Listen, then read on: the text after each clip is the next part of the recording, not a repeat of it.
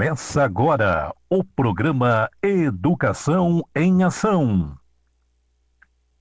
Notícias, debates, entrevistas e informações para toda a região.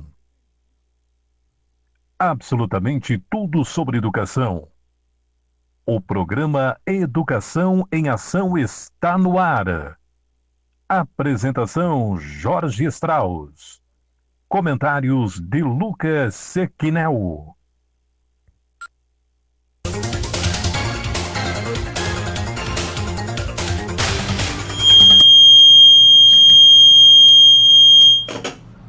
Boa tarde, Lucas. Boa tarde, boa tarde. Então vamos lá. Muito boa tarde, Cocal do Sul e região. Estamos começando a edição de verão, Lucas, é isso? Edição de verão. São edições de verão, edições Isso. um pouco mais curtas, mas Educação em Ação em janeiro não pode parar. Não é porque o ano letivo não começou que a gente não retorna com as notícias principais da nossa região e notícias nacionais. Lembrando que amanhã é o Enem, então a gente vai discutir muito sobre esse assunto.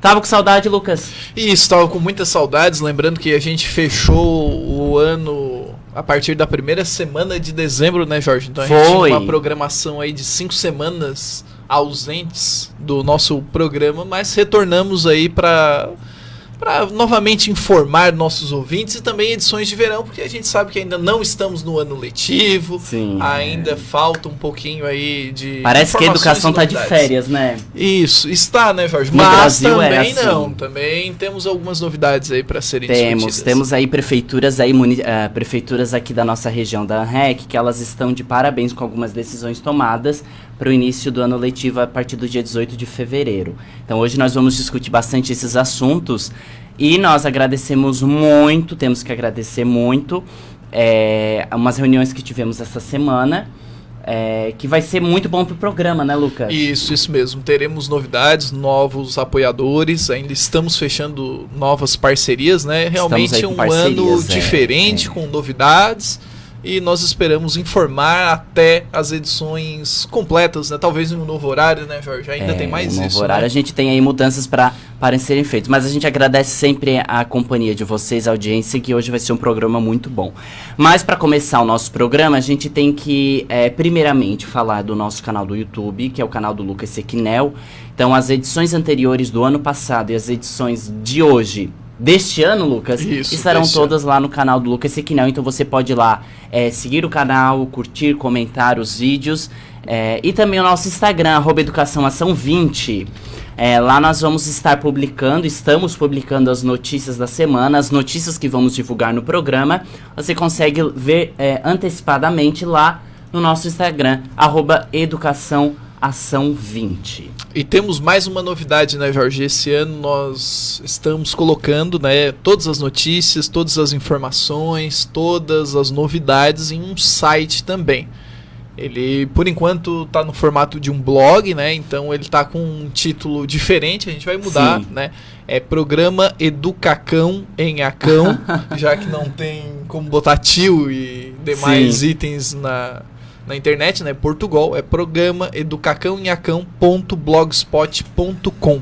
Lá tem bastante, fala um pouco da gente, fala um pouco do nosso programa, dos quadros e os vídeos, as matérias estão todas lá, tá? Se você quiser acompanhar. Todos os dias teremos matérias que são abordadas no programa, sendo ali colocadas sempre com 1 ou 2 novidades por dia. Serão matérias diárias, viu, gente?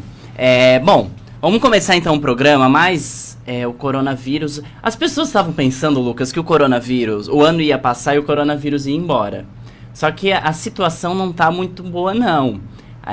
Eu tava vendo até antes de vir pra cá, uma notícia na Globo News. Estava vendo na Globo News um número alarmante que está aumentando e aquela confusão enorme que está sendo feita em cima da vacina. Mas independente se vai vir ou não vacina, nós temos que, aqui nós, enquanto população, tomarmos os devidos cuidados. Por isso que nós temos um recado da Secretaria Municipal de Saúde aqui de Cocal do Sul, falando justamente sobre o coronavírus. O que é importante saber sobre o coronavírus? O coronavírus ainda é uma ameaça para todos. Por isso, precisamos ficar em alerta. Cuide de sua higiene, lavando as mãos ou usando álcool em gel.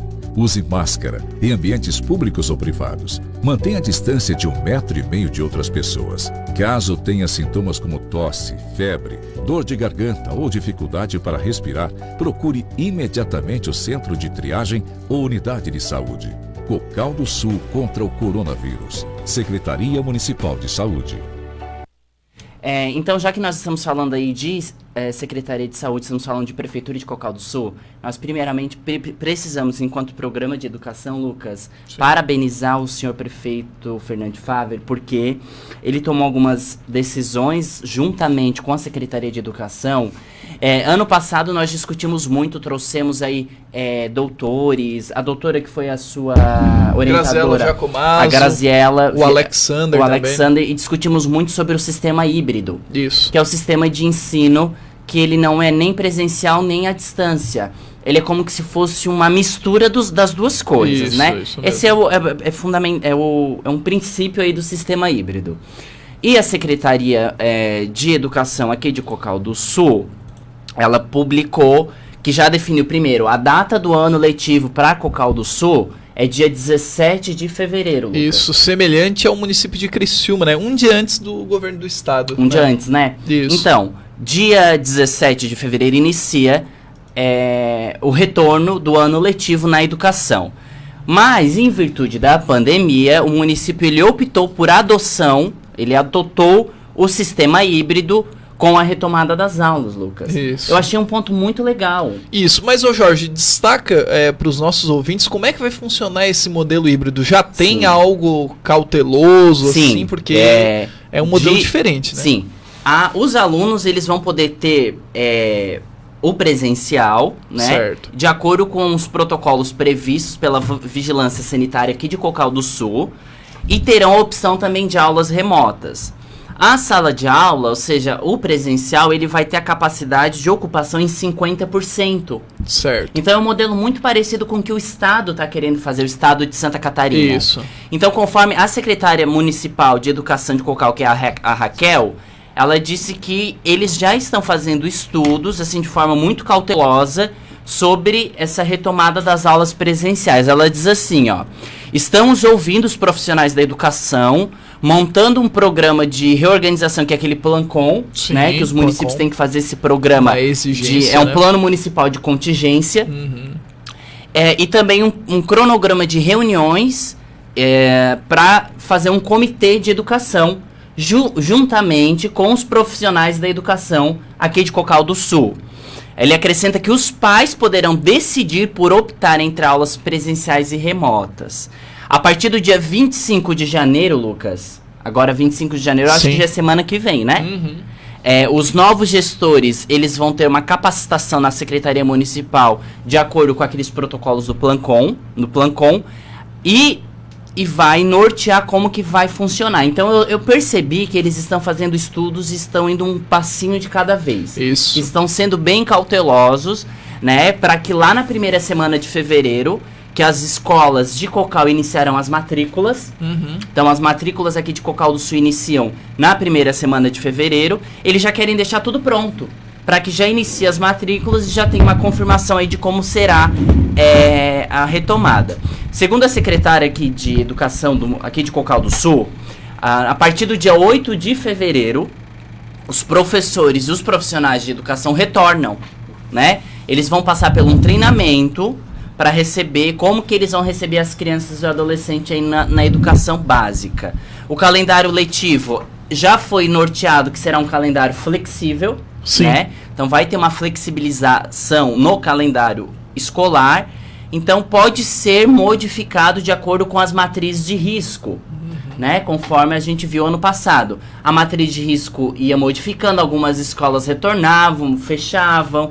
Então, eu achei interessante isso, Lucas, porque vai ter uma flexibilização de acordo com as matrizes de risco, porque o corona ainda está aí, né? Isso, e na realidade, enquanto você não tem uma política de vacinação a nível nacional, nível estadual e posteriormente a nível municipal, você deve tomar esses cuidados. E também, Jorge, me agrada muito que a maior parte dos municípios aqui seguem a linha do governo do estado. O governo do estado tem tomado grandes precauções, né? Ó, dicção ruim de primeiro programa do ano.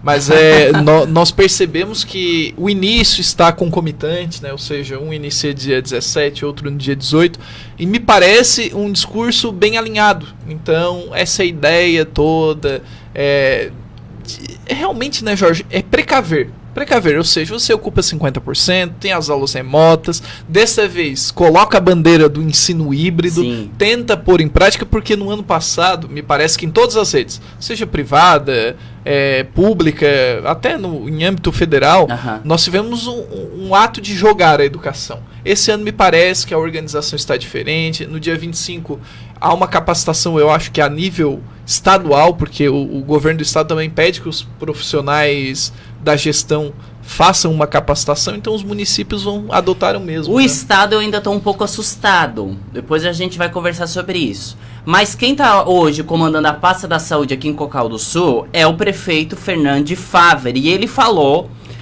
que ele vai deixar ali todos os equipamentos de proteção, os famosos EPIs, álcool e gel. Então, está sendo assim muito bem diagnosticado como será o retorno e será muito bem precavido. Muito bem precavido. É verdade. Então, desde o dia 11 estão sendo feitas aí visitas às instituições de educação infantil. Dia 11 foi essa semana, é segunda-feira, dia 11? Isso. Então, desde o dia 11 começou as visitas, e eu achei legal, Lucas, o próprio prefeito fazer a visita às instituições. A partir no dia 11 ele já deu aí possibilidades de reforma às escolas, né? Para averiguar reparos que devem ser feitos. Sim. Então eu acho que ele começou aí com o pé direito junto com e bem alinhado com a APP. Isso. Eu achei isso legal. Isso. Então ele começou com o pé direito aí no comando da pasta da educação e da saúde aqui no município de Cocal do Sul. Vamos ver. Vamos ver aí o que mais vai seguir. E queremos que a matriz de risco diminua e queremos que as aulas voltem presencial, né? Sim. A gente torce, enquanto educadores, que a educação volte presencialmente.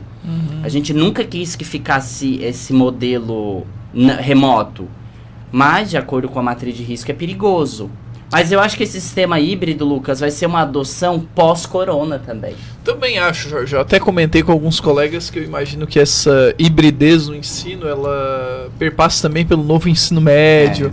A ideia de carga horária, né, de hora-aula, feito à distância. Ou seja, não necessariamente, eu vou ter que aumentar a carga horária do aluno. Não é necessariamente tudo em sala de aula. Nós fizemos uma visita essa semana para a Sensupeg e nós fomos conversar como que era o sistema híbrido deles. Vamos averiguar. E realmente, o sistema híbrido, quando ele é muito bem alinhado, bem investido com a tecnologia, é um sistema que funciona de verdade. Isso, não é aquele sistema EAD que a gente pensa que é daquelas faculdades fuleira. Não. O sistema híbrido é algo muito sério.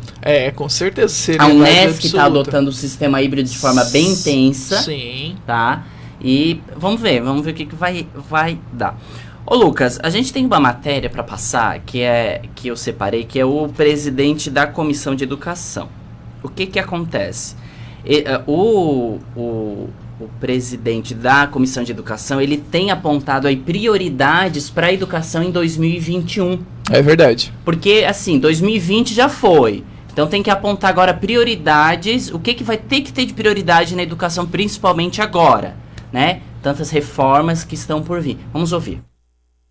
O presidente da Comissão de Educação nos últimos 2 anos, Dário Berger, do MDB de Santa Catarina, destacou que 2020 foi desafiador sob vários aspectos, político, econômico e de saúde pública. A operação quase de guerra para permitir votações remotas no Congresso Nacional assegurou a aprovação de várias medidas emergenciais para mitigação dos efeitos da pandemia e propiciou a mudança na Constituição do Fundo de Manutenção e Desenvolvimento da Educação Básica e de Valorização dos Profissionais da Educação de temporário para permanente. Dário Berger elencou o que considera prioridades neste novo ano. Penso que é prioridade aprovar as reformas, especialmente a reforma tributária e a chamada PEC emergencial, que trata do ajuste fiscal. Além disso, também o projeto do qual eu sou o relator, que irá implementar o Sistema Nacional de Educação no país. O Sistema Nacional de Educação quer estabelecer as regras de colaboração entre municípios, estados e a União em relação ao ensino. O autor do projeto, Flávio Arnes, senador do Podemos do Paraná, diz que a fragmentação das competências entre os diferentes entes federados e o baixo nível de articulação entre eles têm sido apontados como fatores de ineficiência e de manutenção das desigualdades em matéria de educação. Lucas, o que tu achou aí dessa nova... Desse sistema essa proposto? Essa PEC... PEC emergencial se chama? É, emergencial. O que tu achou dessa PEC emergencial e dessa reforma tributária para a educação? Jorge, bastante interessante, lembrando que é encabeçado pelo senador Dário Berger, ex-prefeito de Florianópolis, né? Ele, nosso senador aí, junto ao Jorginho Melo e também ao Esperidião Amin, né? Nomes bem experientes. Bom, mas a ideia é bem bacana, é bem interessante, de um sistema integrado visando qualificar ainda mais o ensino e, principalmente, focando na ideia, né, de reforma tributária para que as canaletas, né, que trazem o dinheiro para as escolas, para os sistemas educacionais a nível estadual e municipal, sejam cada vez mais retas.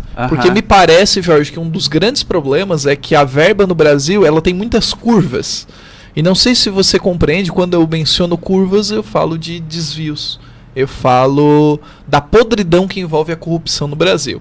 É claro que a proposta é muito recente, a ideia é muito boa, né? Nós andamos pesquisando, apesar de ser uma PEC emergencial, é muito bem escrita, ele é o relator, né, o senador Dário Berger, mas ainda muito dúbio, né? Essa ideia de colaboração a nível de ensino me parece ainda convergir um pouquinho com a ideia da BNCC, me parece ainda que é um embrião de um projeto, né, de uma ideia de projeto educacional a nível nacional. Entendi. É bastante interessante. Só que é difícil de explicar até para o ouvinte, porque no Brasil nós não temos um projeto educacional.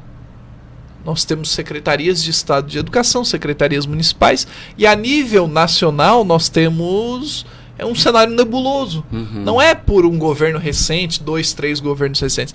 É cenário aí de 70, 80, 90 anos. E essa profunda integração é um desafio. Eu não sei se aí eles vão fazer igual como eles fizeram ano passado, de que cada estado adota. Porque é isso que é perigoso. Isso é perigoso. O problema não é fazer uma reforma tributária na educação para auxiliar verbas. O problema é se deixar, como aconteceu ano passado, na grande maioria da pasta educacional, não, o governo federal decidiu que será implantado isso, mas aí cada estado define como que... Isso aí não cria uma falta de conversação entre município, estado e governo federal, entre Brasília?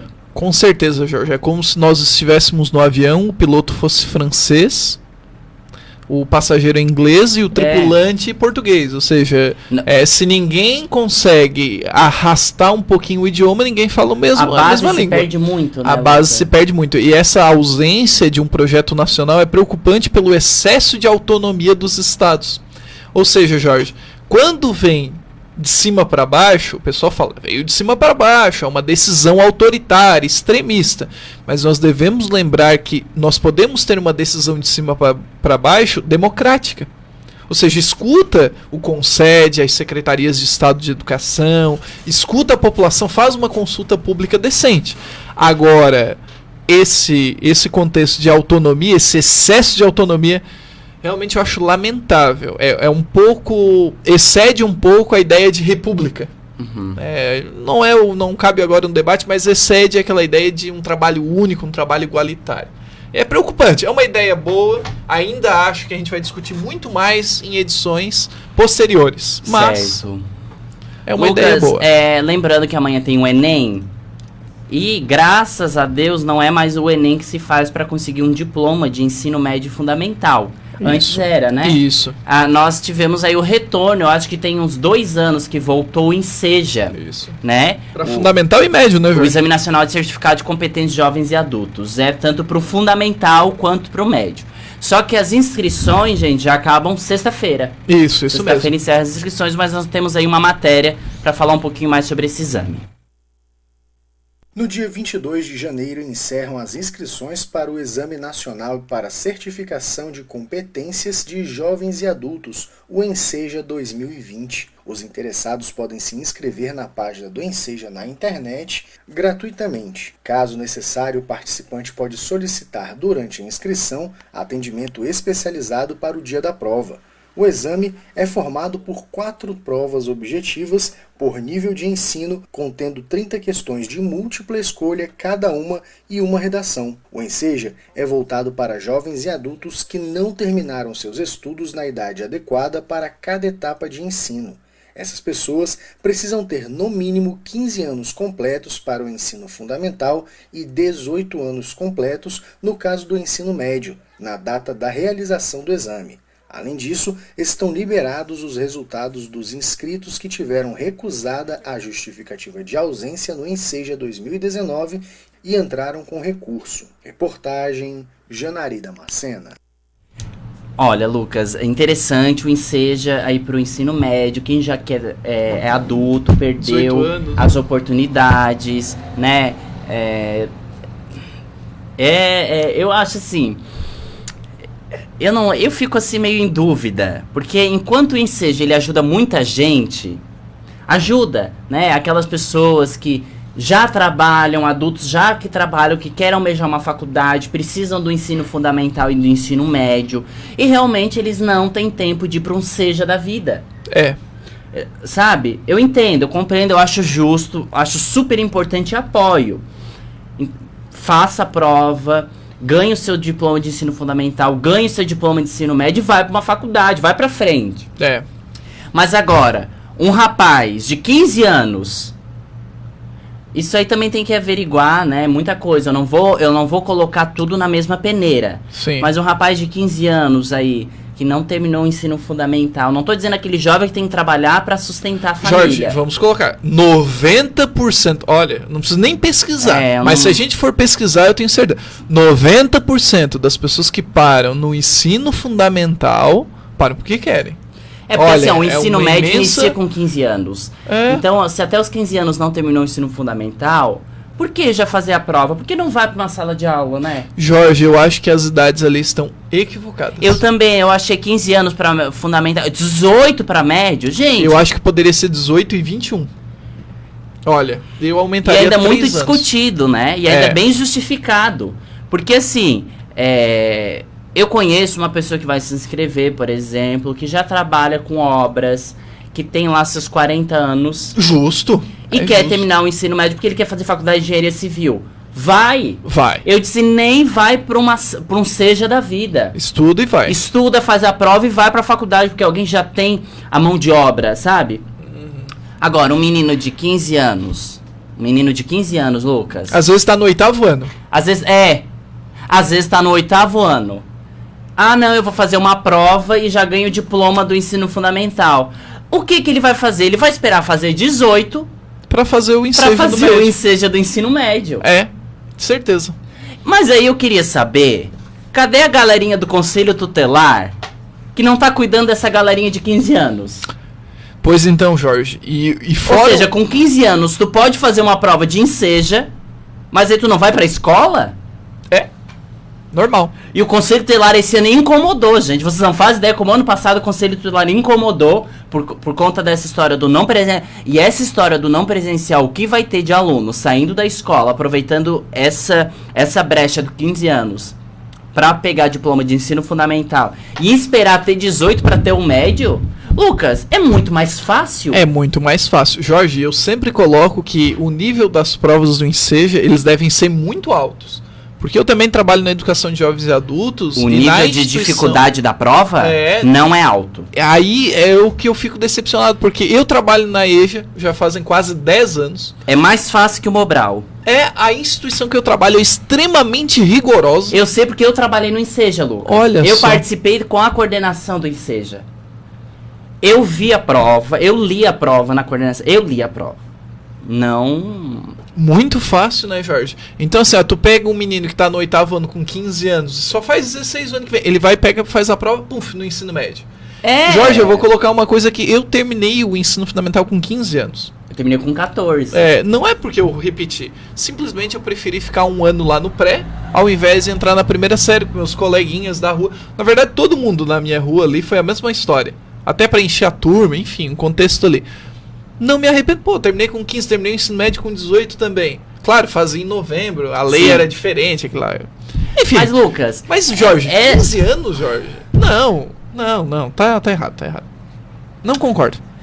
Eu não sei se eles querem o objetivo disso é diminuir depois o índice de abandono escolar. Com certeza. Ou diminuir o índice de formação, porque o índice brasileiro de formação de ensino fundamental e médio caiu muito. Nossa, é muito baixo. Pra cá. O IDH influenciado. E não é nem em Santa Catarina, a gente tá falando nível nacional. Se for lá pro Rio de Janeiro, pra São Paulo, se for pras regiões norte e nordeste, é um nível muito baixo. Eu acho bacana, eu não vou dizer que eu sou contra o Enseja. Claro, o Enseja, ele automaticamente, ele desmotiva o Seja, né? Ele dá uma desmotivada para alguém que quer sentar na sala de aula e realmente sair do ensino médio entendendo. Por favor. Porque eu não acredito, assim, que quem sai do Enseja tá preparado para um vestibular. Não. Eu quero ver quem é que sai do Enseja e vai para um vestibular de medicina. Gente, tem que ser muito autodidata para conseguir isso. Porque tem que sentar a bunda na cadeira e estudar numa sala de aula. Nós, da educação, a gente defende isso, né, Lucas? A gente defende isso. O rigor, né, Jorge? Pra ter uma validação, né? É pra ter um estudo de qualidade. Ao menos um estudo de qualidade. Porque, assim, a prova do Enseja, ela vai te dar um diploma. E o que é um diploma? Não é nada. Não é nada. Não é nada. Enfim... Eu não concordo com as idades. Concordo com o exame. Também. Concordo com tirar essa responsabilidade do Enem, porque tinha ali o pessoal que fazia, abastecia o Enseja Enem. antes não tinha redação, hoje tem. Melhorou. Tem 30 questões. Eu acho assim, bacana. São 4 provas objetivas. Tem aprovação parcial. Eu acho que o Enseja veio mesmo para ajudar muita gente. Ajuda uma galera aí grande. Ao mesmo tempo, as idades eu tô achando meio confuso. Lucas, o Educação pelo Mundo hoje, o que tu tá trazendo pra nós? Bom, Jorge, no Educação pelo Mundo hoje, na realidade eu falo um pouquinho sobre a Argentina. Argentina? Argentina. Argentina onde já tem vacina? A Argentina onde já tem vacina. Eu já vi muita gente querendo se mudar pra Argentina só pra vacina, viu? A Argentina tem bastante qualidade, né, no âmbito educacional. Sim. Isso é visível pelos bons indicadores, assim como o Uruguai e o Chile, né, se destacam bastante. Tem ali os seus grandes elementos que favorecem também, principalmente o ensino médio, Jorge. Hoje a gente não vai falar só sobre a educação, como funciona. Não é essa coisa básica. Na verdade, a gente vai falar sobre o high school na Argentina. Ou seja, o que tem, né, de bom para estudar na Argentina, o que acontece depois, o que as universidades têm para oferecer. Então, é um pouquinho disso hoje. Então tá bom. Vamos lá antes de ir, boa tarde, Cocal, aqui em Manaus, está Carlos Araújo.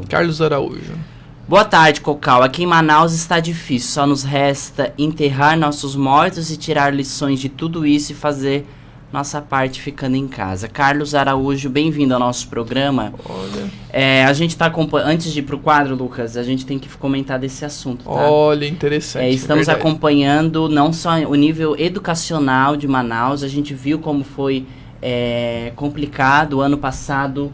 A gente acompanha o IDH, a gente acompanha o índice de crescimento educacional, de alfabetização, por sinal.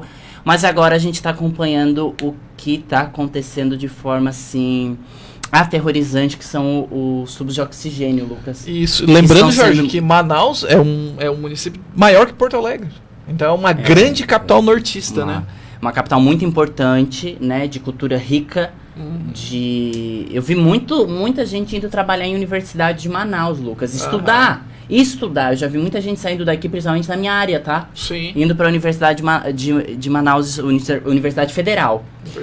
Então, nós, enquanto aqui programa Educação em Ação, nós deixamos o nosso carinho, desejamos tudo de bom, que realmente as coisas melhorem, né, Lucas? Com certeza. Que a nossa situação aqui ainda no Sul nem se compara, né, com o que está acontecendo lá pro Norte. Bom, mas muito obrigado por compartilhar conosco. Carlos já acompanha o nosso programa, é um prazer tê-lo conosco. Vamos aí pro quadro Educação. Qualquer informação mande aí que a gente vai discutir, qualquer informação mande para nós que nós temos um prazer de discutir. Vamos para Educação pelo Mundo. Educação pelo mundo. Hoje vamos entender o sistema educacional da Argentina. High School na Argentina. Esqueça a ideia de que para estudar fora do país é necessário pagar muito caro e viajar longas distâncias. A poucas horas de voo do Brasil, a Argentina tem tudo para lhe proporcionar uma viagem completa em todos os aspectos. Com o High School na Argentina, você pode viver essa experiência. É a melhor oportunidade para jovens que estão cursando o ensino médio sentirem a rotina de outro país durante um semestre ou um ano acadêmico. Os estudantes ainda têm oportunidade de participar de viagens durante o programa. O sistema educacional argentino consiste em 12 anos de educação. Vai desde o primeiro ano, quando os estudantes têm 6 anos de idade, por 9 anos de escola obrigatória e 3 anos de ensino médio, com especialização não obrigatória. Na especialização, o estudante deve escolher sua área de preferência, assim como acontece de acordo com a BNCC e sua nova proposta. São as áreas humanas, ciências naturais, ciências sociais, idiomas, etc. O High School da Argentina é para jovens entre 14 e 18 anos. O país atrai turistas o ano inteiro. A capital Buenos Aires concentra em suas ruas e arredores mais da metade da população, além de ser o centro político, econômico e cultural de todo um país. Os belos prédios, o clima, a gastronomia e o tango são esses os ingredientes que fazem a Argentina atrair turistas de todos os cantos do mundo. Além de todas essas vantagens, com o High School da Argentina, o estudante ainda adquire fluência no espanhol e faz novos colegas e amigos. Há motivos de sobra para fazer o High School na Argentina, carinhosamente chamados de portenhos, devido aos portos existentes no local. Os argentinos são bastante hospitaleiros com os brasileiros. Há sem dúvida muitas atrações nas principais cidades argentinas. Bariloche é a pioneira na prática de esportes de inverno no hemisfério sul. Buenos Aires dispensa apresentações. Já Serrana Córdoba virou reduto de compras e também atrai por seu patrimônio histórico e artístico, um dos mais ricos da América. Outro destaque é pelos belos indicadores educacionais, pelas grandiosas faculdades e pela oportunidade de estudar medicina, direito e engenharia em grandes centros universitários argentinos. Vários brasileiros já percorreram muita distância para frequentar o ensino superior na Argentina, assim como seu fabuloso ensino médio. Esse foi o Educação pelo Mundo. Tá aí o quadro Educação pelo Mundo falando um pouquinho da Argentina. Vamos estudar lá então? Hablas espanhol? Eu não. Não hablas? Tu habla? Male. Male, eu acho que não é espanhol. Marromeno. E eu acho... Jorge, eu vou te dizer, Jorge, eu sei Marromeno. um pouquinho... Não é assim. Não é assim. Marromeno? Na verdade, tem uma expressão, seria o poquito. Então por que tu não fala um pouquinho e vem falar marromeno? Porque eu sou um brasileiro... Marromeno não é nem português nem espanhol. Não é nada. Cresce um mês. Não, mas vou te dizer, cara... Cidade mineira mesmo. Na Argentina eles falam muito rápido. É complicado. No aeroporto eu tive uma experiência bem difícil. Sei um pouquinho de espanhol, mas no Chile é muito mais fácil. O Chile é mais fácil de entender? É mais fácil. Eles falam... Normalmente todo mundo que eu encontrei... E no Peru? Falam. No Peru não sei, não conheço ainda o Peru ainda não. Temos que conhecer o Peru. Peru. Fabuloso Peru. Lucas, e aí redação do Enem, o que tu acha Bolívia, que tem vai... pra Bolívia também. Lima no Peru e La Paz na Bolívia. Tu tem que querer vergonha na cara. Redação do Enem, Lucas, o que tu acha que vai... Qual é a tua sacada aí pra redação do Enem? Pandemia. Não, tô brincando. Eu acho, Jorge, que eles poderiam abordar questões bem interessantes, né? Como questão política nunca vai ser. O que pode acontecer é desigualdade social, principalmente pelos fatos que estão muito relevantes, né? Nós podemos ter alguma coisa relacionada à saúde pública, não necessariamente à pandemia, mas sim à saúde pública. Eu acho que a ideia de poluição também, principalmente a poluição atmosférica, e podemos ter também algo relacionado à educação. Lembra do ano que nós tivemos uma redação falando sobre a surdez? Na verdade era sobre o ensino de Libras e tudo mais, né, Jorge? Teve um ano que foi um tema bem complexo, né? Pra quem não compreende a cultura, né? E eu acho que pode ter alguma coisa relacionada à educação. Alguma coisa sobre educação.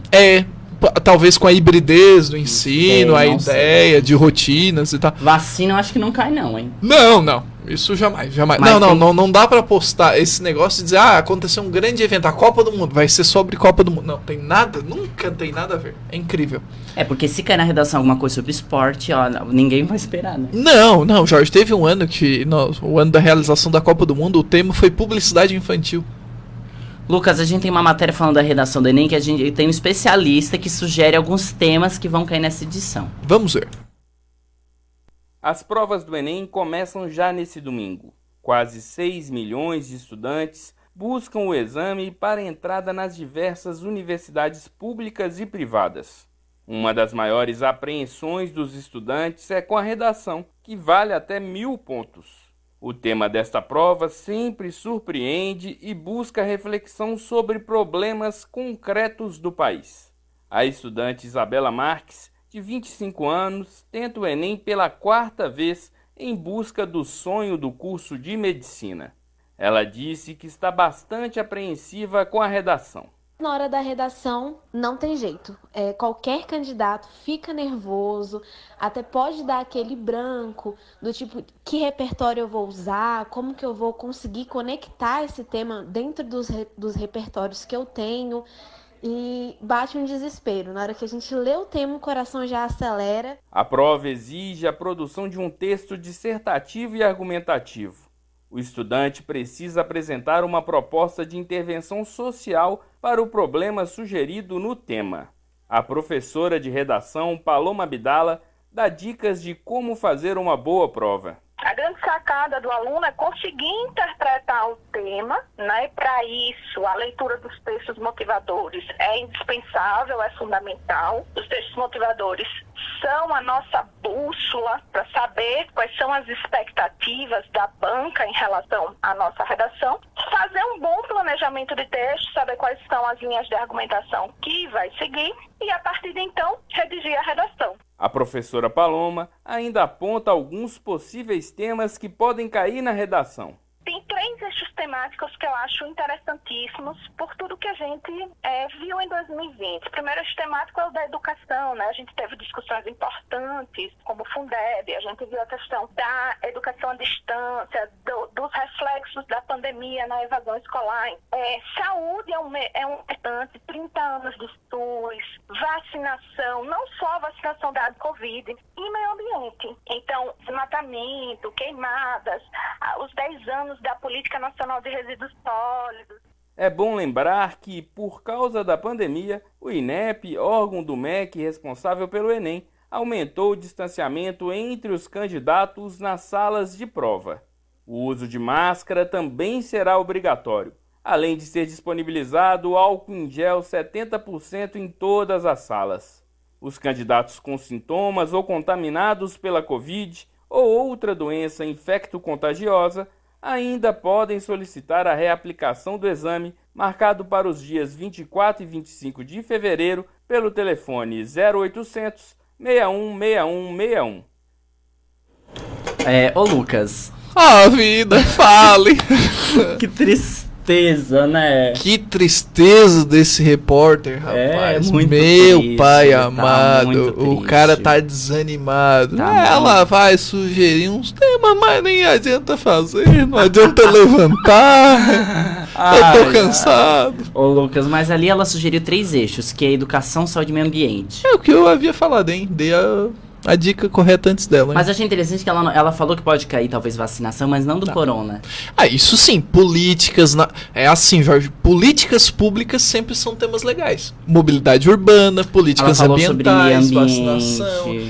Eu acho que seria um tema legal, políticas públicas. Aí nos textos motivadores, algo relacionado à saúde, meio ambiente, à educação. Rapaz, isso seria um desafio. Uma professora de português estava falando e eu vi no TikTok ela dando umas Educacional dicas. O TikTok, né? Ela é uma página, tem uma página educacional no TikTok e no Instagram. E ela tava falando que é bom pegar vários temas e fazer uma redação de cada tema. Isso. E desenvolver, porque já vai muito mais preparado. E ela disse que o mais importante é ter argumentação para falar. Isso. Então, ter o hábito de ler muito, E eu não lembro, Lucas, olha só, eu vou participar do Enem amanhã, mas eu não sei se a redação já é amanhã ou domingo. É amanhã.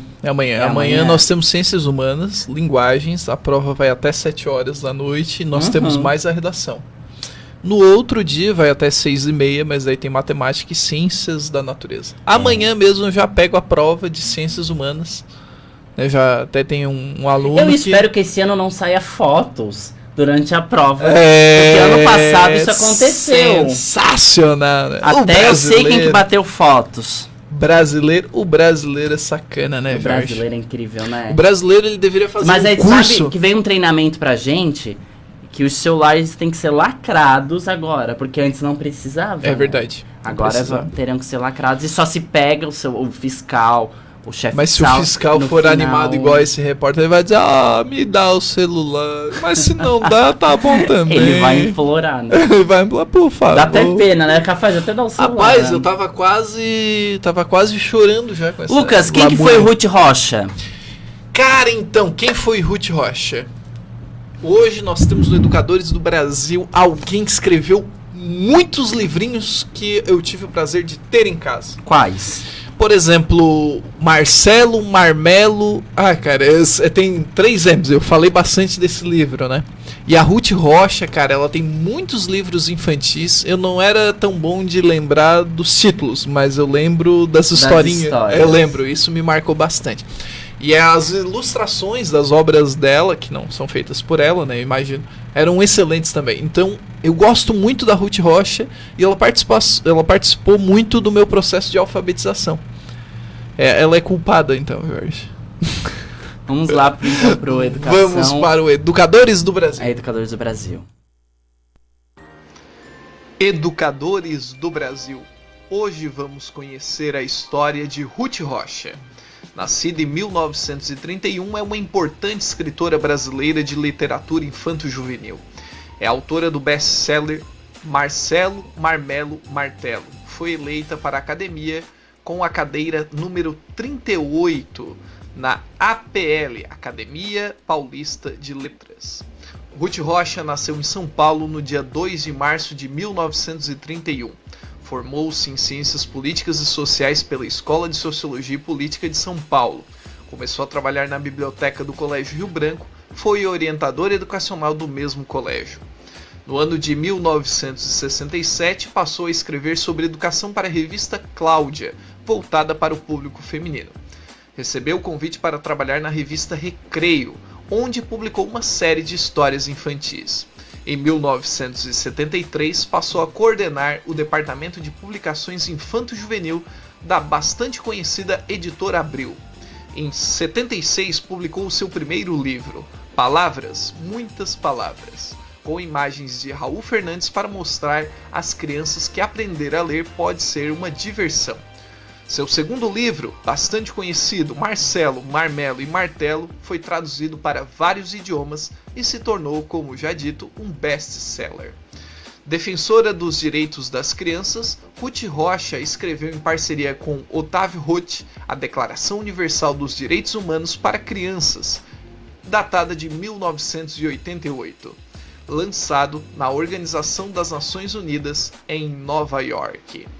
Ruth Rocha tem mais de 200 títulos publicados e sua obra já foi traduzida para 25 idiomas. Ruth Rocha foi condecorada em 1998 pelo então presidente FHC, Fernando Henrique Cardoso, com a Comenda da Ordem do Ministério Cultural.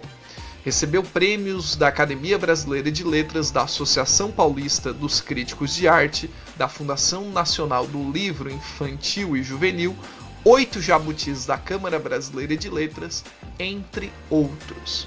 A escritora se dedica também à tradução de diversos livros infanto-juvenis. É coautora de livros didáticos, entre eles Pessoinhas, em parceria com Ana Flora, e a coleção O Homem e a Comunicação, novamente uma parceria com Otávio Roth. Ruth Rocha foi escolhida para fazer parte do PEN Club, Associação Mundial dos Escritores, localizada no Rio de Janeiro. Foi eleita para a cadeira número 38 da Academia Paulista de Letras. Dentre outras obras destacadas de Ruth Rocha temos Mil Pássaros, Almanaque Ruth Rocha, O Macaco Bombeiro, Esse Admirável Mundo Novo, O Coelhinho que Não Era da Páscoa, O Velho, o Menino e o Burro. Este foi o Educadores do Brasil, conhecendo um pouquinho mais sobre a história de Ruth Rocha. Então tá. Lucas, o INEP, ele investiu 70 milhões em medidas de Covid-19 e ele tá garantindo segurança na aplicação do Enem. É isso aí que eles estão garantindo. A gente tem uma matéria, Lucas, porque é uma entrevista. Olha só, então vamos à entrevista com o senhor Alexandre Lopes. Vamos lá.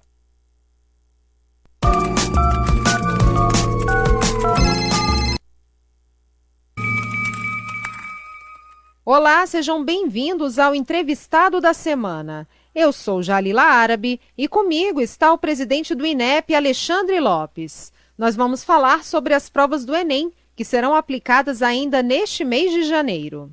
Presidente, muito obrigada por nos receber. Obrigado por estar aqui com vocês. Presidente, para começar, quais as principais medidas de segurança contra a Covid-19 elaboradas pelo INEP para quem vai fazer a prova do Enem?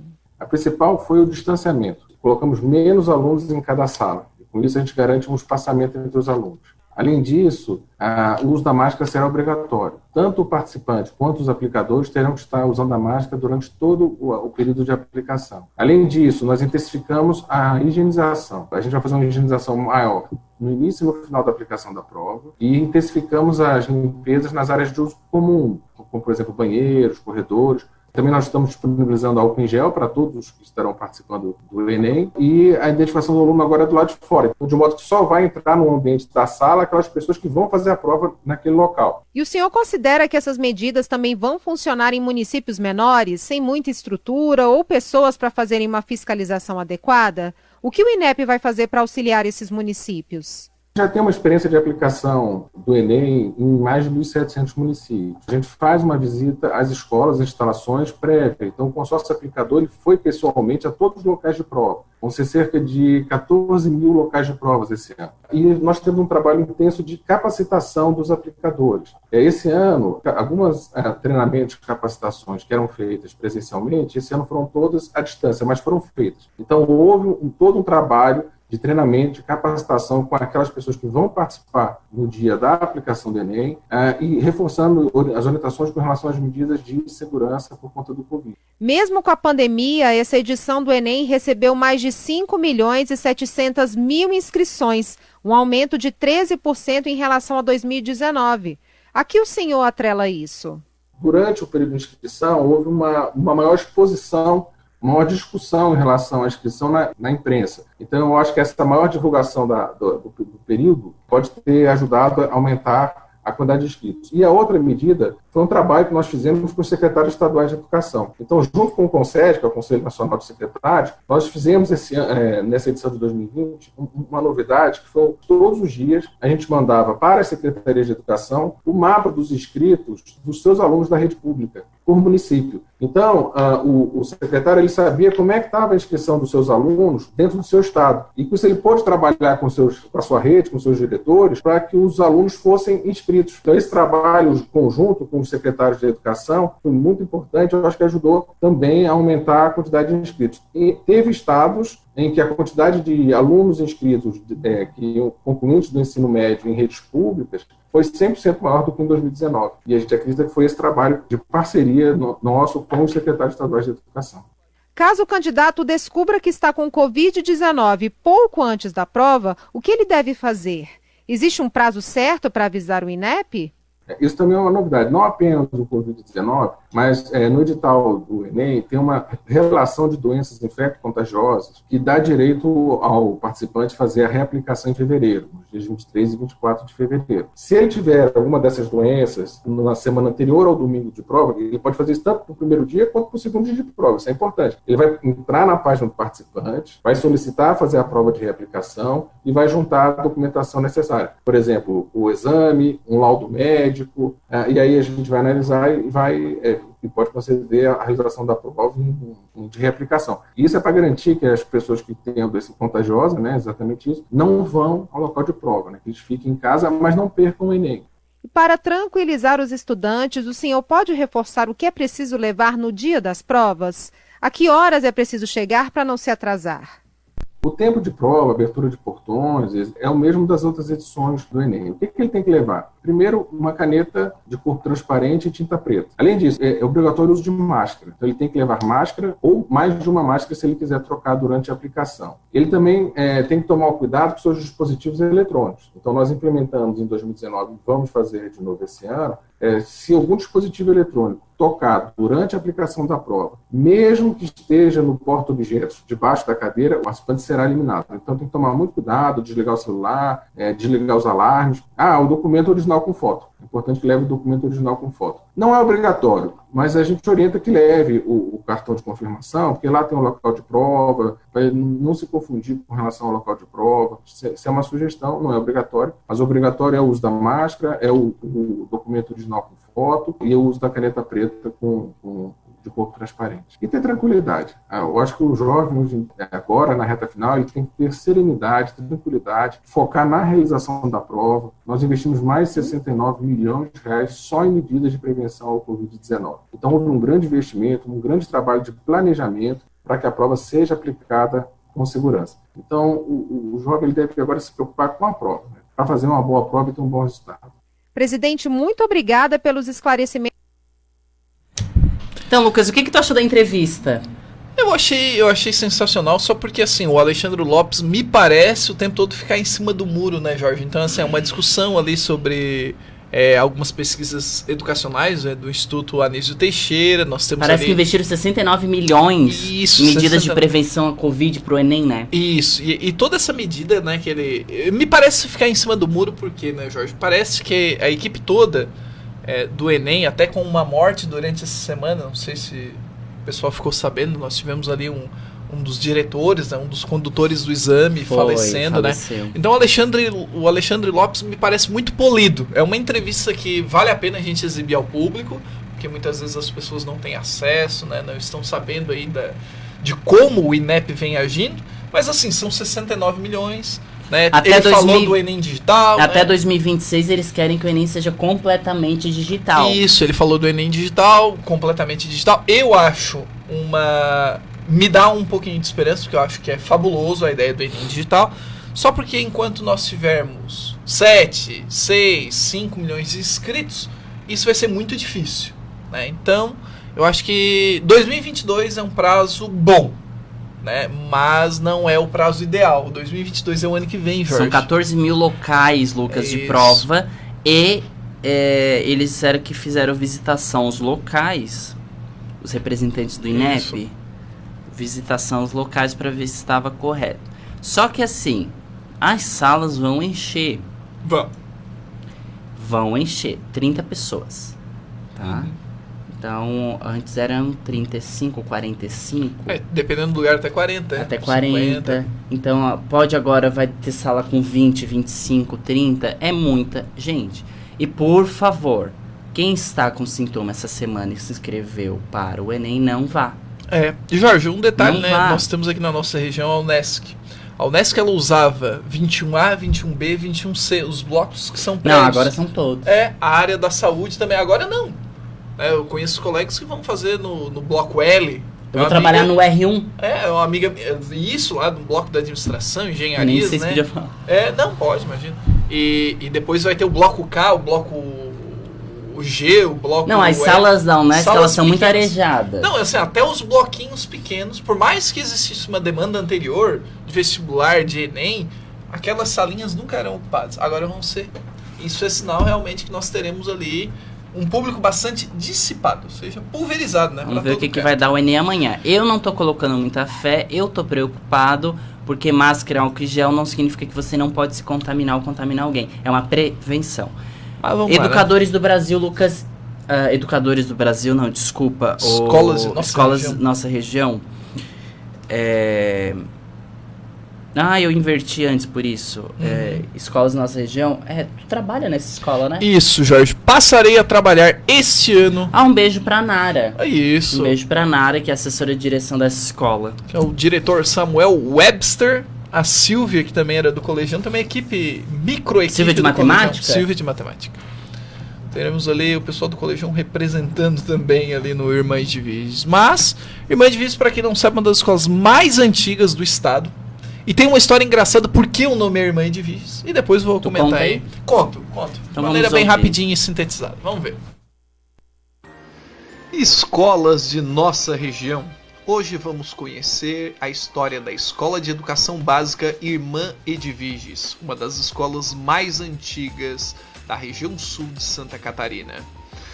Vamos lembrar que no ano de 2020 a escola completou 110 anos de existência. A escola teve seu primeiro espaço em 1910, na residência do casal Zanetti Milanês, na qual de 10 a 15 crianças recebiam aulas de italiano.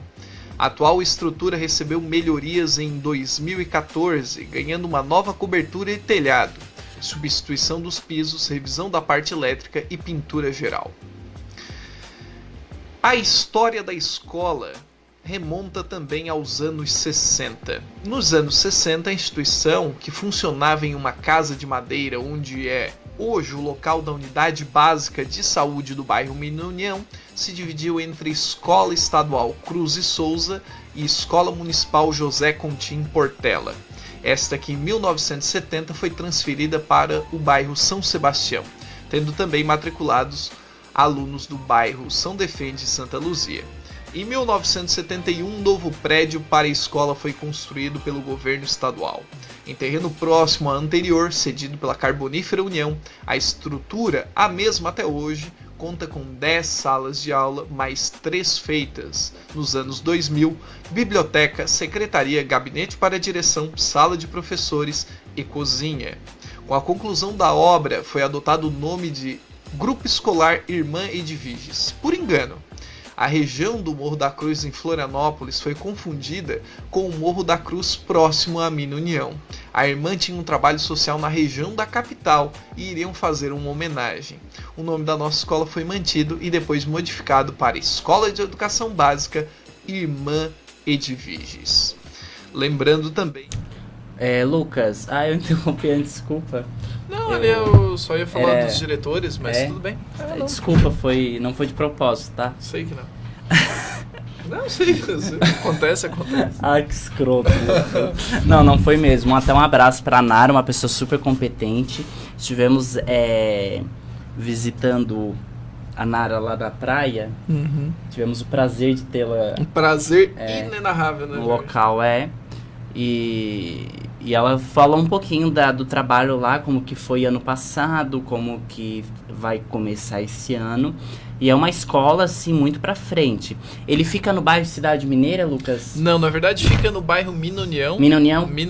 E é no ladinho, escola... então, né? Isso, do ladinho. Assim, é uma escola que tem 110 anos, localizada em Minunião, ali aqui em Criciúma. E um detalhe bem legal, né, Jorge? É uma escola que tem 110 anos, mas ela edifica de verdade, né? Ou seja, tem os seus primeiros prédios a partir de 1971. E 1971, então, nós temos a inauguração e o nome é por engano. O nome é por engano. Então, ganhou o nome de Irmã Edviges, em homenagem à Irmã Edviges no Morro da Cruz de Florianópolis.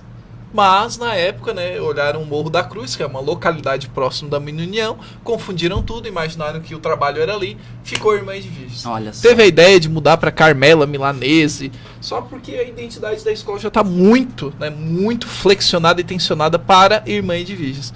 Então, Jorge, claro que nossa escola ali, 110 anos, o ano que vem, o pai tá on. O pai estará lá no Irmã Edviges. Estarei lá presente com a Nara, com os outros colegas. Tadinhos. Foi a escola que eu estudei, Jorge. Da Tadinhos, quinta série até a tadinhos. oitava e depois do primeiro ao terceiro ano. Será? Dando show.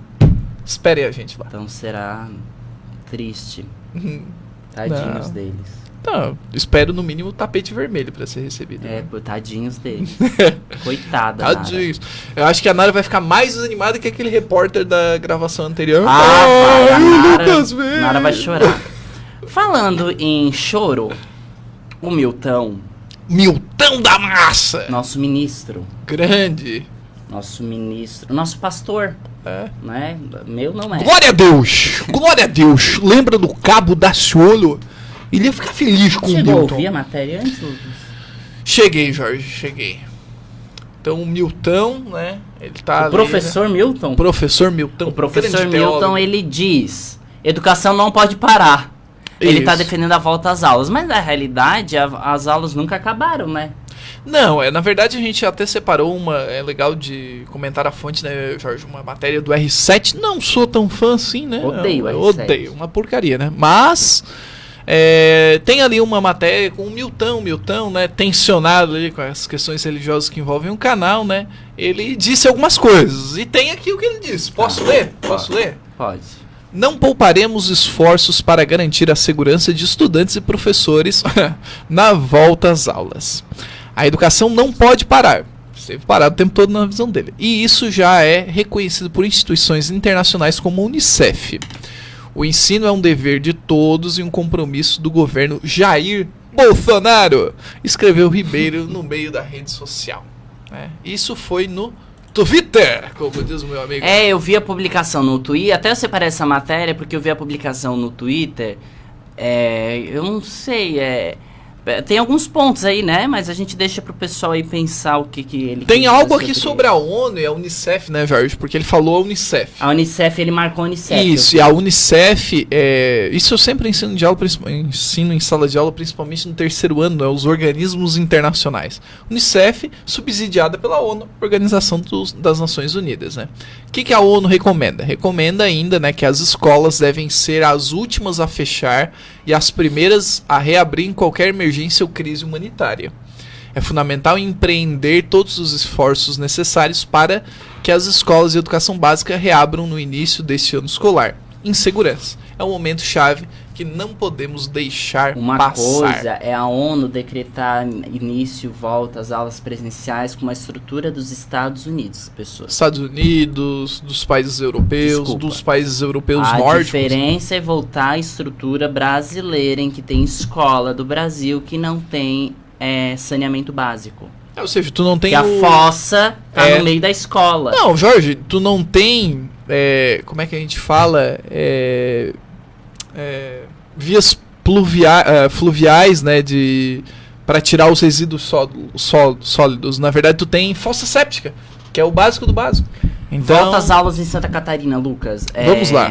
Ano letivo presencial começa a partir do mês que vem, gente, fevereiro, ano letivo, né? No estado é dia 18 de fevereiro. Isso, um dia depois. 18 de fevereiro, na rede municipal é um dia antes, né?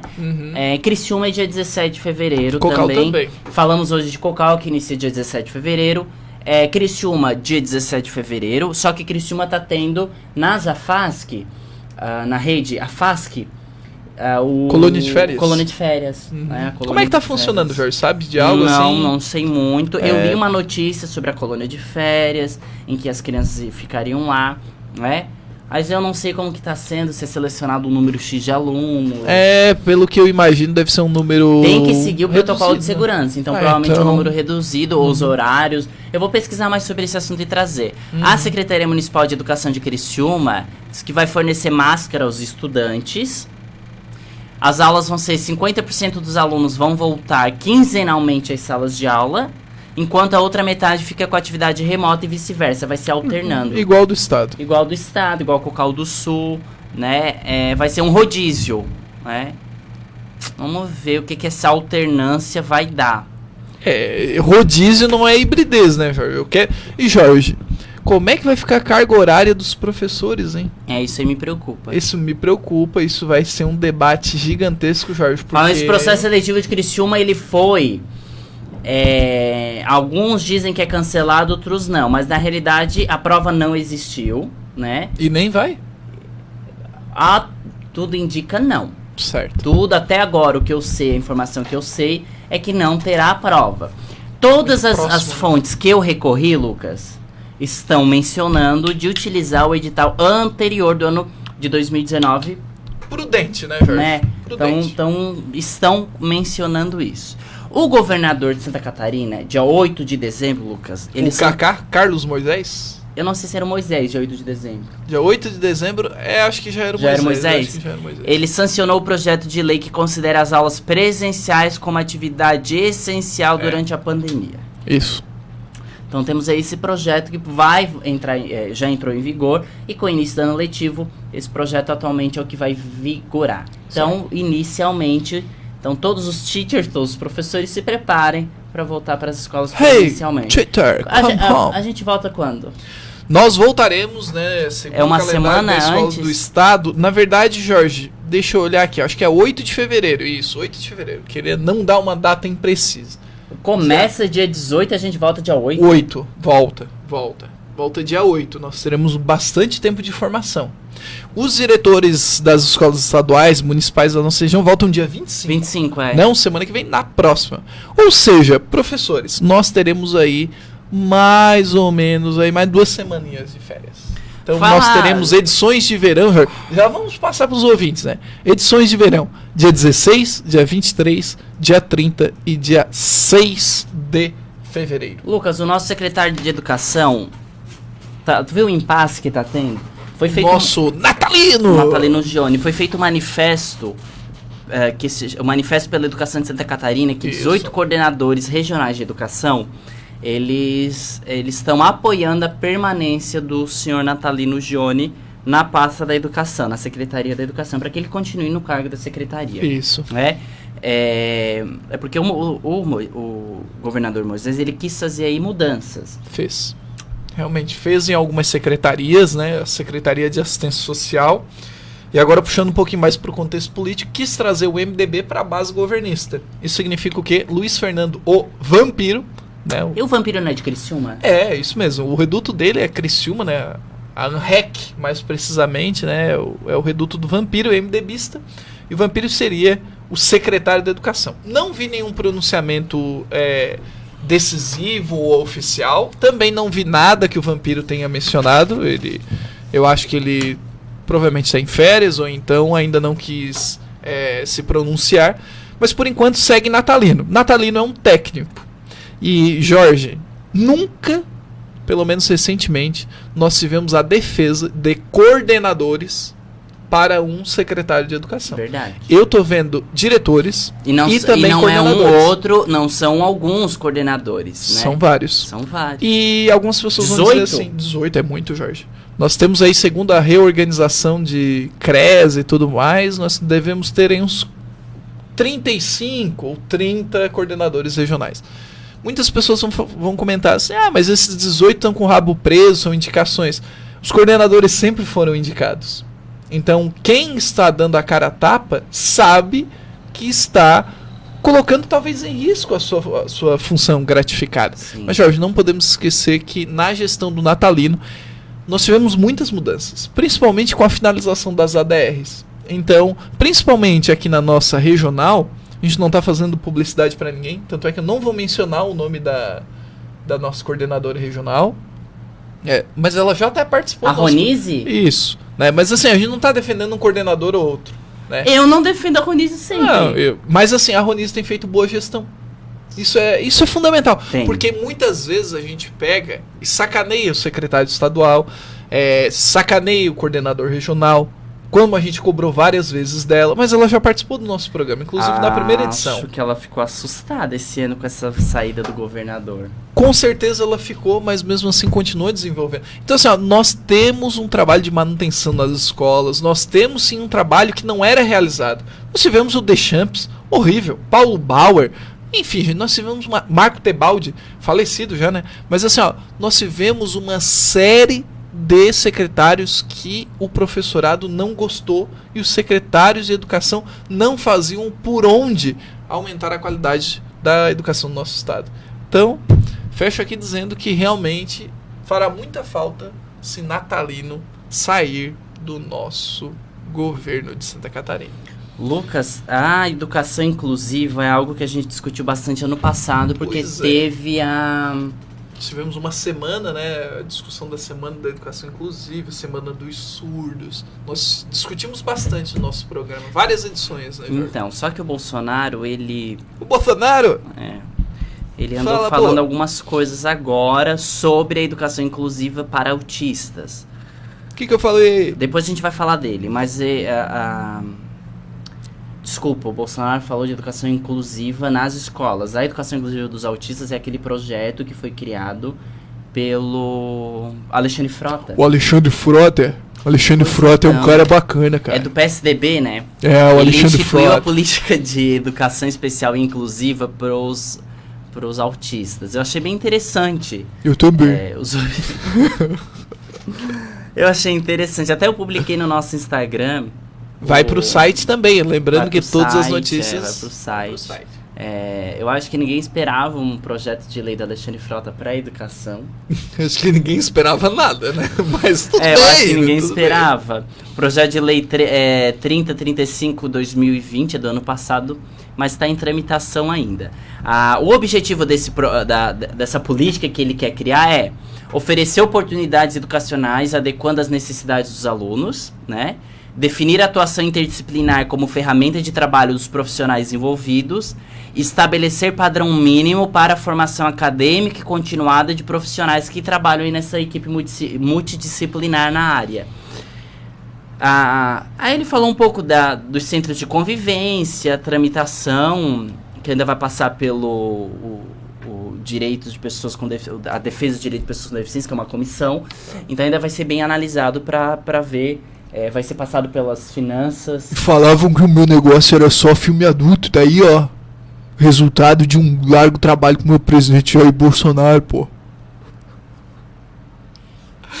Não gostava do Alexandre Frota na Casa dos Artistas, Jorge. Tu lembra disso? Alexandre Frota, cara. Continua. É assim, né, cara? É engraçado como a gente consegue eleger. Nada contra esse projeto. Pô, legal, principalmente a ideia de formação, né? Mas assim, né, Jorge? A gente elege cada representante que é inimaginável, cara. Negócio é o filme adulto, pô. É triste, né, Lucas? É triste. Mas tudo bem, é um bom projeto que o Alexandre Frota consiga aprovar ali junto aos deputados. A educação tá bem representada. Bem representada. É bem representada. Conteúdo educacional. Viva a diversidade. Claro, né, com certeza. É isso aí que é fundamental. Mas temos aí outras pautas aí. O MEC. Vamos falar um pouco do MEC. O MEC ele apresenta um programa de educação bilíngue para surdos na Secretaria de Estado da Educação aqui de Santa Catarina, tá? Foi dia 13, quarta-feira. Certo. Quarta-feira agora eles o MEC apresentou um programa para a sede, que é um programa de ensino bilíngue para surdos, tá? O Vitor Baltazar, que é o secretário de Estado da Educação lá do MEC, ele destacou a adesão de Santa Catarina para o modelo que vai trazer muitos benefícios aos surdos. Isso vai ser legal para professores surdos, sabe? Vai criar, é como que se fosse, Lucas, quando o município criou aquela escola polo. É uma ideia de um polo que realmente funcione, que produza, isso já tem, né? No ensino federal, tem um polo bilíngue ali, né? Que é o IFSC bilíngue, o polo lá em Palhoça. E no sistema municipal já existe. Município de Criciúma. Em Criciúma. Agora, o MEC apresentou para ser criado em forma estadual. Então, talvez, eu não sei se essa é uma estratégia para centralizar numa escola, né? Ou para transformar uma escola bilíngue. Não sei ainda qual é o objetivo. Mas, por se tratar de educação bilíngue, é algo que tem, assim, um agrado da minha parte muito grande, Lucas. Legal, Jorge. Para finalizar, eu gostaria de dizer que seria interessante essa primeira experiência e, quem sabe, transformar e trazer outros polos, né, Jorge? Assim como acontece com o IE, o Instituto Estadual de Educação, o Colegião, por exemplo, uma grande escola em Criciúma. Colégio Dom Pedro, lá em Blumenau, uma grande escola. Assim como existe em Joinville, Chapecó. Por que não um polo bilíngue em Florianópolis, depois Curitibanos, depois Blumenau, depois Criciúma? aí sim é uma centralidade descentralizada. Ou seja, tem ali locais vários polos, né? Isso. Última notícia, Lucas, que eu tenho pra trazer, muito triste, é que o Bolsonaro, ele afirmou, ele respondeu a uma mulher que ela é professora. Mas ele respondeu de maneira educada, né? Porque só vem... ele só falou que a educação inclusiva nivela pra baixo. Olha só, não foi bem isso que eu quis dizer, tá ok? Olha só, cuidado, o que eu falei aí? O que tá escrito? Vamos ler aqui o que ele abre aspas aí! O que acontece na sala de aula? Ele pontuou o que acontece na sala de aula, o nosso presidente. Eu tenho experiência! Olha o que ele diz, gente. Educadores em plantão, escutem. Você tem um garoto muito bom, você pode colocar na sala com melhores. Você tem um garoto muito atrasado, você faz a mesma coisa. O pessoal acha que juntando tudo vai dar certo. Não vai dar certo.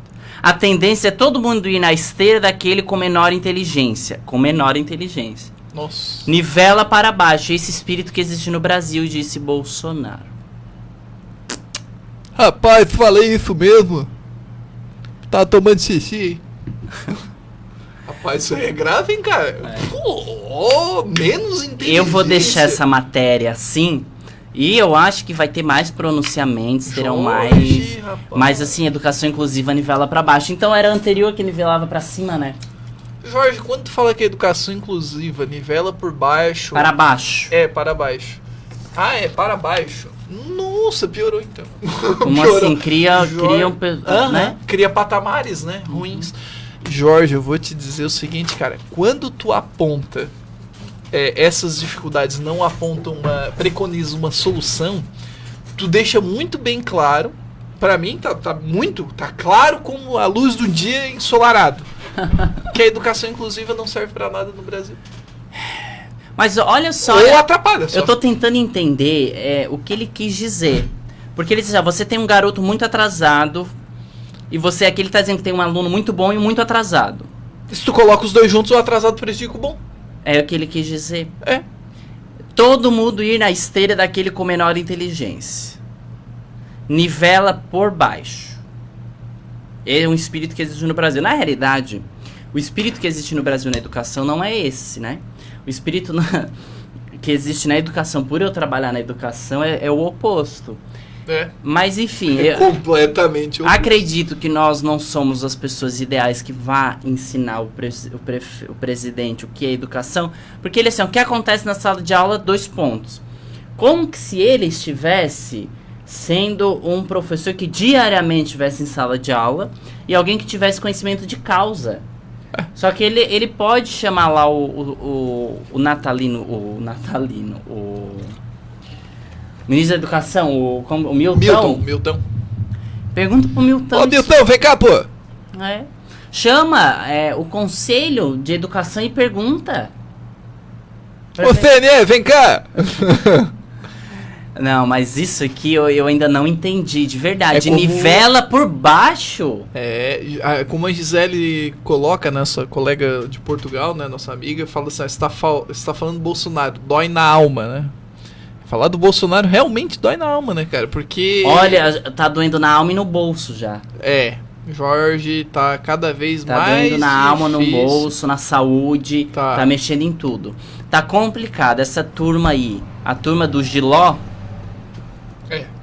Tá difícil, né? E o pior, Jorge, é que se tu falou, tu viu que o presidente se pronunciou e fez isso, vai ter gente que vai dizer, não, tá certo, eu fui ruim ou péssimo aluno porque tinha muito aluno ruim. E é como tu falou, na verdade é nivelado por cima, Jorge. Por exemplo, assim, eu muitas vezes leciono nivelando por cima. O que acontece? As provas têm resultados ruins porque muitas vezes eu não tenho a competência suficiente para adequar os conteúdos ou personalizar para aqueles alunos que necessitam, né, de maiores explicações ou de uma de uma maneira diferente, de um auxílio como um profissional, como você já citou, né, no caso de Libras, no caso de uma dificuldade em TDAH. Então, olha, Jorge, vou te falar que realmente é lamentável. Para encerrar a tarde de hoje, Bolsonaro sempre estragando o dia, né? Estragou o final de semana. Eu até publiquei isso no Instagram, botei até no meu Facebook pessoal, porque eu trabalho diretamente com educação especial, na perspectiva inclusiva, né? Não é inclusiva, mas é na perspectiva, tá? Um caminho da educação inclusiva é um caminho trabalhoso, é um caminho delicado e difícil, aí vem algo que a gente está tentando, principalmente 2020, que foi um ano para a educação inclusiva muito pesado. E aí vem uma bomba dessa e decreta como que se fosse aquilo ali. Ainda fala com a boca cheia, como que se aquilo ali fosse a verdade absoluta. Eu acho que ele tem que estudar um pouquinho. Existe hoje a graduação de educação especial, quem sabe ele... Mesmo à distância, não presencial... ele pode fazer para ele entender tem um pouco, tantas possibilidades, né? A gente poderia oferecer para ele... Com certeza, conhecemos instituições aí muito boas que poderiam oferecer, já que ele não tem tempo, né? Porque ele é muito ocupado, faz live o dia todo. Eu nunca vi um presidente para fazer tanta live e pronunciamento. Sabe, porque eu não vou exibir meu rosto da Globo! Aí tá toda hora no SBT, na Record, no Facebook. Enfim, vamos lá. Hoje a gente vai encerrar o programa e sábado que vem nós vamos vir com mais notícias. Durante a semana a gente se encontra lá no Instagram, @educaçãoação20. O programa vai estar no YouTube, o canal do Lucas Sequinel e o blog do Educação Ação, que nós vamos colocar depois lá na bio do Instagram, tá? Isso mesmo. Muito obrigado por ter nos acompanhado. Siga lá a gente no Instagram, siga a rádio 87.9 aqui de Cocal do Sul no Facebook, acompanha lá o site da rádio, fique aqui ligado à programação semanal, e a gente vai tocar agora uma musiquinha para poder se livrar dessas notícias ruins, né, e poder ter um final de semana melhor. Mas sábado que vem, 14 horas, estamos aqui junto com vocês, o pessoal aqui de Cocal e região, também o pessoal que tá ligado aqui na live com a gente no Facebook, tá bom? Esqueci alguma coisa, Lucas? Não, na verdade não. Lembrou de tudo. Programa depois no YouTube, Instagram Educação em Ação 20. Tem os nossos perfis lá também. E lembrando que o nosso site, né, já está no ar e logo mais novidades. É isso aí, uma boa tarde a todos e até a próxima. Forte abraço, tchau, tchau.